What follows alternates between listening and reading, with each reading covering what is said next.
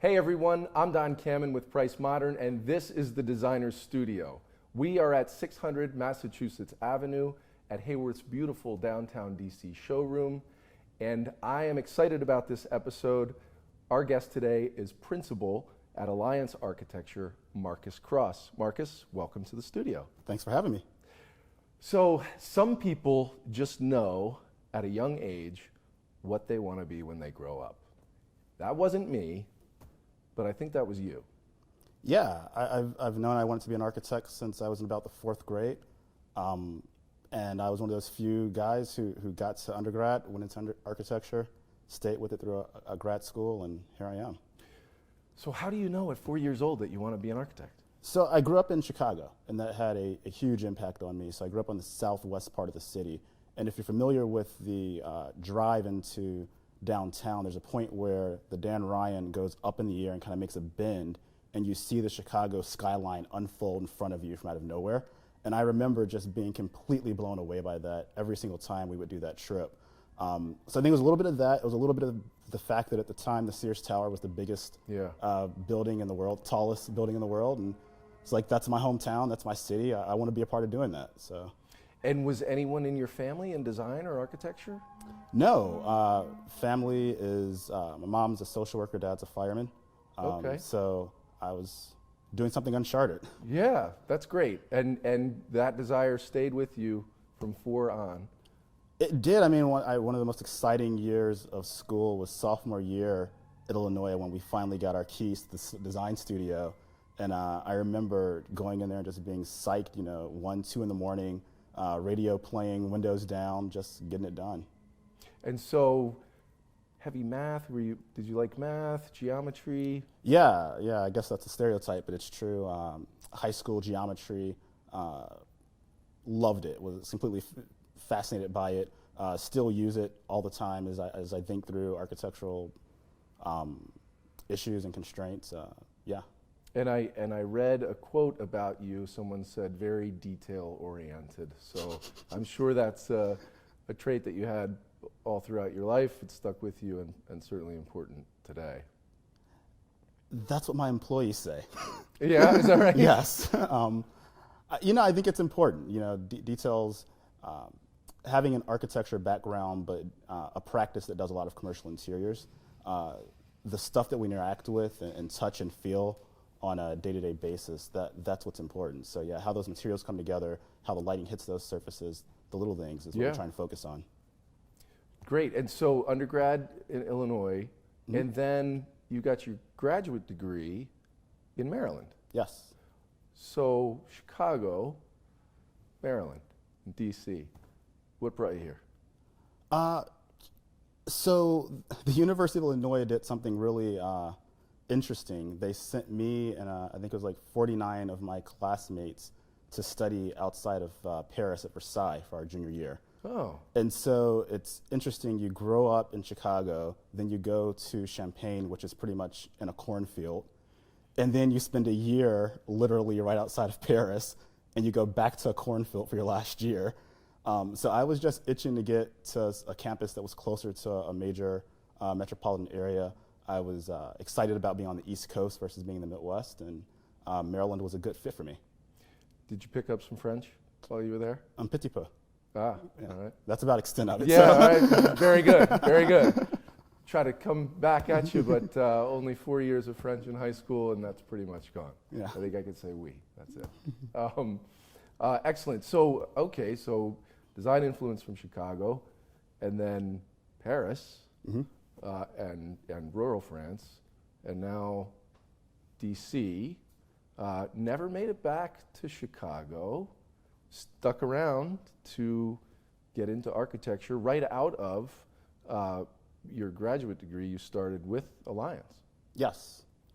Did some great work there, but I was itching to get a little bit of base building experience, so Sure. I left, went to Hickok Cole, was there for a few years, then went off, would not have guessed my career would have taken this trajectory, but went off and did command and control facilities for the U.S. government overseas for a few years, and eventually found my way back to Alliance. So the detail-oriented work that would fit your nature, being detail-oriented, according to your employees. Yes. Okay, and then a boomerang. You came back to Alliance, and seems like it was a pretty good move. It was. And, truthfully, I never got that far away. So aside from my time at Hickok Cole, the work I was doing at MCD, and I was actually working for my current partner's wife. She was my boss when I was there. Yeah. So, I kept in touch over the years, and eventually he gave me the call and said it's time to come back, and it kind of felt like coming home. Yeah, that's and great. as fate would have it, the firm had just landed its largest adaptive reuse project to date. It was a complicated thing, fast schedule, needed a mix of interiors know-how, base building know-how, how to juggle multiple balls. And I recall when our partner was describing the opportunity down there in Raleigh, I just kind of laughed. Or no, I asked him, well, who's going to do this? It sounds amazing. He just laughed in my face. And I was on a plane the next day. Yeah, you're going to do this. Yeah. Yeah. So perfect skill set for it. Off you go, down to Raleigh. Raleigh's a pretty cool town. It's an amazing town. Yeah. Yeah. I had a chance to live there for a little bit, went to school in North Carolina. There's something about North Carolina, I think, once you visit and or do some work there, you'll always remember. So this is the designer studio, and what we always do is we ask the five questions. So now it's your turn to answer the five, and we start with our modified version of the first question, which is, what color do you stay away from on projects? Yeah. Green. Outside of living things like plants, I really wrestle with using green and having it not look like a Christmas tree.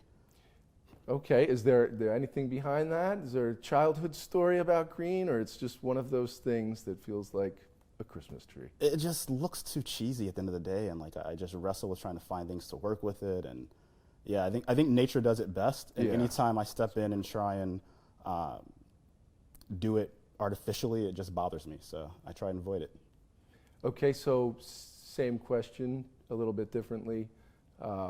A material that you really try to stay away from. Yeah, I am really over ceramic tile flooring. Oh, yeah. Yeah, done with it.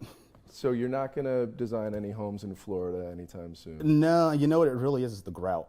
Like the grout lines and getting the grout like lined up, and then I've just become obsessed with like what's living in the grout now after the project's done. So just want to stay away from it. Okay, so no green and no grout, Yep. no tile. And so who was the biggest design influence on you? My students will laugh.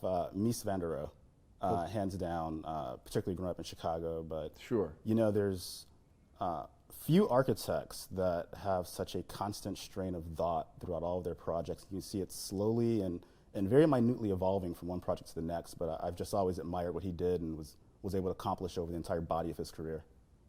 So I wonder if your answer to the next question will be related to that. It is, unfortunately. It is? I was, yeah. Okay, so I had a suspicion.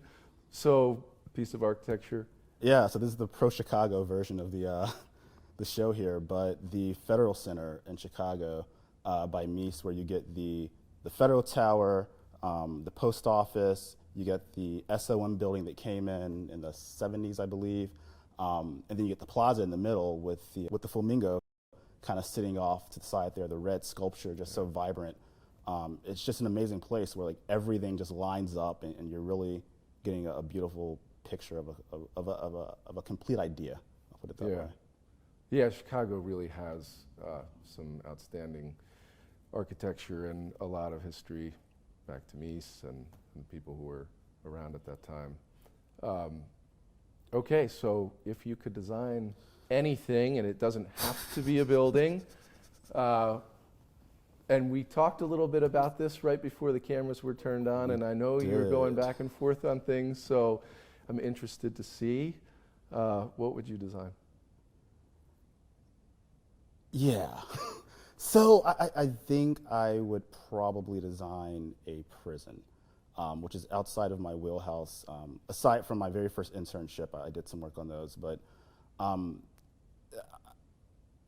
in as much as they are a necessary part of society, I think there's a lot of interesting things that can be done on how they're designed, how they can be designed to be a place that truly represents the best of society, or upon exiting, you're encouraged more than perhaps just contained and controlled. So I think it'd be an interesting exploration of how to really rethink that architectural typology.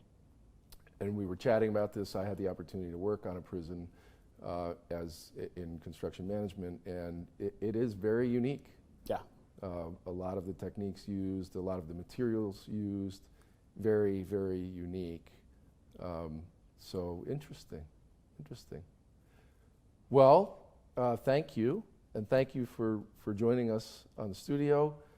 If you want to work with Marcus Cross, please visit alliancearchitecture.com, and of course, you can find us at pricemodern.com. Please visit our YouTube channel, YouTube/Price Modern, and we will see you next time right here on the Designer Studio.